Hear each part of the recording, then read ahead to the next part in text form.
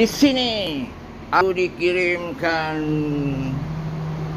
untuk bertugas hari ini Jumaat yang mulia. Ini meja rundinganku, pusakula.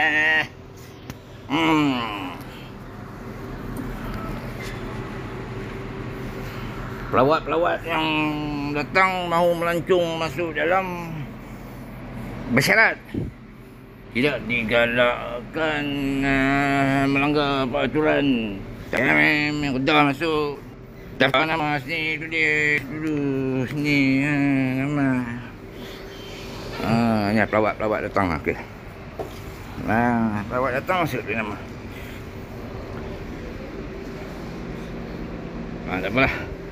Jom kita masuk tengok dalam dulu. Apa dah?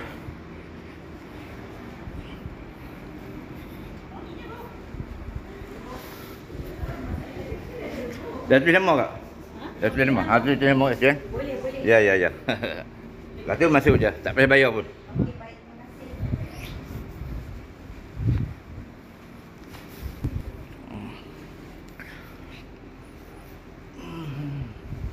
Terima kasih. Luas juga dalam ni. Oi, pedang. Pedang kasturi. Hang kilikiu.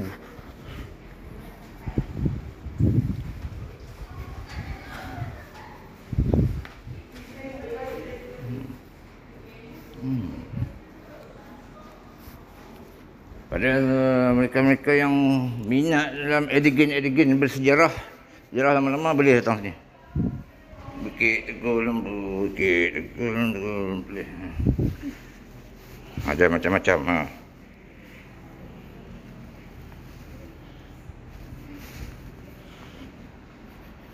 Ni insan-insan di zaman Batu Kala. Purbakala. Barang-barang purbakala. Payah nak dapat ni barang-barang purbakala. Batu-batu purbakala.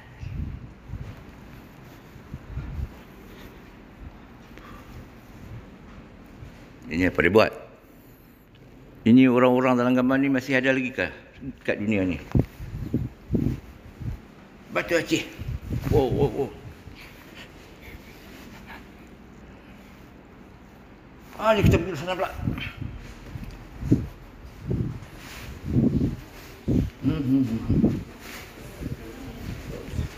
Kak datang dari mana kak? Oh, Jabatan Menteri. Ya.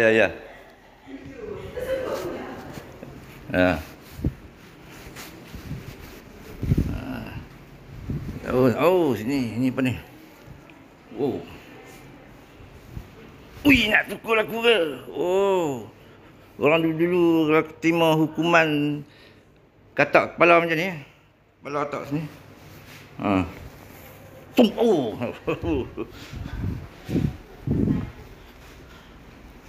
Oh. Ini keris pahlawan. Ini apa ni? Wow. Wah. Payah dapat ni, payah. Purbakala.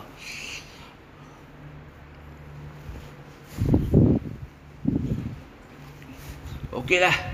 Balik ke meja rundingan. Tak boleh lama-lama aku dengan petugas ni segi tercicir juga orang pelawat tak tulis nama. Jom. Okey.